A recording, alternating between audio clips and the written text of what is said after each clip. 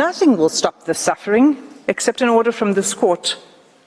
Without an indication of provisional measures, the atrocities will continue, with the Israeli Defense Force indicating that it intends pursuing this course of action for at least a year.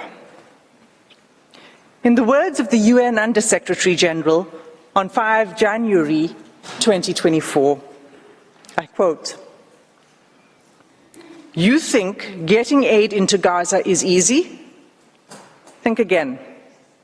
3 layers of inspections before trucks can even enter. Confusion and long queues. A growing list of rejected items. A crossing point meant for pedestrians, not trucks. Another crossing point where trucks have been blocked by desperate, hungry communities. A destroyed commercial sector. Constant bombardments, poor communications, damaged roads, convoys shot at, delays at checkpoints, a traumatized and exhausted population crammed into a smaller and smaller sliver of land, shelters which have long exceeded their full capacity, aid workers themselves displaced, killed. This is an impossible situation for the people of Gaza and for those trying to help them. The fighting must stop." Close quote.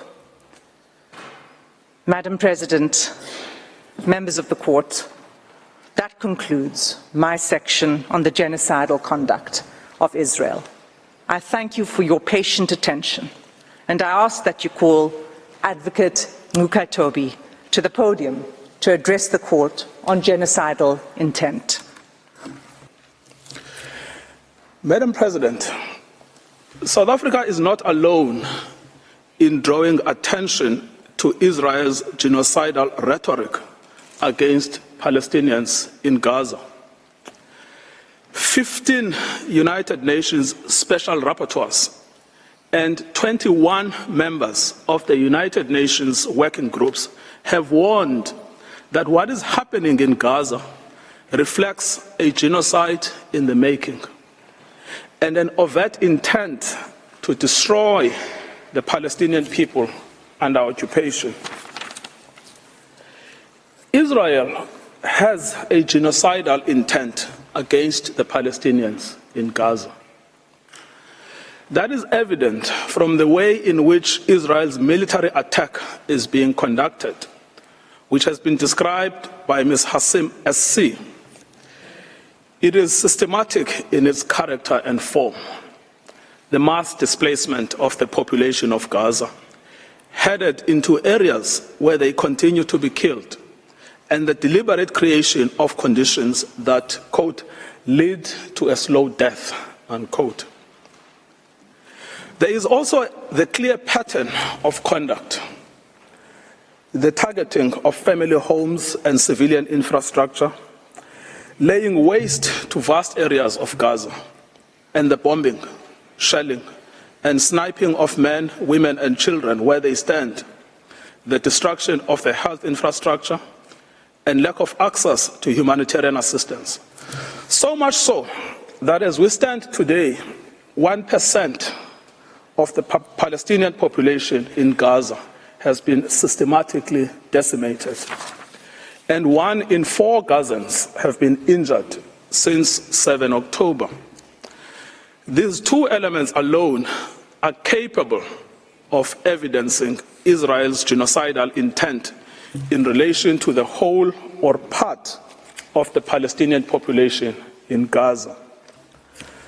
To die a slow death because of starvation and dehydration, or to die quickly because of a bomb attack or snipers, but to die nevertheless. In fact, Heritage Minister Amichai Eliyahu said that Israel must find ways for Gazans that are more painful than death. It is no answer to say that neither are in command of the army. They are ministers in the Israeli government. They vote in the Knesset and are in a position to shape state policy. The intent to destroy Gaza has been nurtured at the highest levels of state, as President Isaac Herzog has joined the ranks of those signing bombs destined for Gaza. Having previously noted that the entire population in Gaza is responsible and that this rhetoric about civilians not aware, not involved is absolutely not true, we will fight until we break their backbone. Later attempts by the President and others to neutralize this speech have not altered the sting of his words, which was to tar all Palestinians as responsible for the actions of Hamas. Nor, as I will show below, has it affected how state policy is understood within government. The Minister of National Security repeated the President's statements that Hamas and civilians are responsible in equal measure. On 10 November 2023, in a televised interview, he stated that when we say that Hamas should be destroyed, it also means those who celebrate, those who support, and those who hand out candy. They are all terrorists, and they should also be destroyed.